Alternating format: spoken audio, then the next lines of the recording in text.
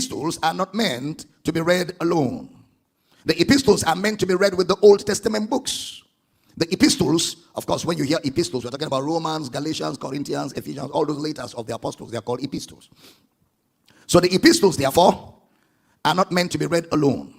The Synoptic Gospels of Matthew, Mark, Luke, and John are not meant to be read alone. You need to read everything together.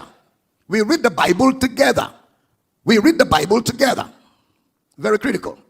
Because we have a more expansive insight into God's will, having the Old Testament and the New Testament books. A more expansive insight.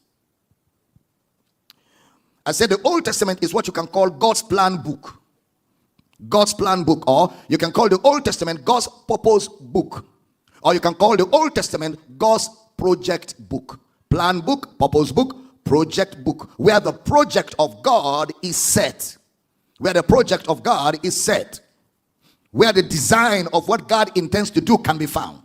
What God projects to do, you find in the Old Testament. And then the commencement of God's project begins from Matthew, Mark, Luke, John, and that commencement right into the epistles. What he intends to do, how he intends to do it, setup of it, the project plan is the Old Testament. From Matthew is the commencement of that project plan in the Old Testament.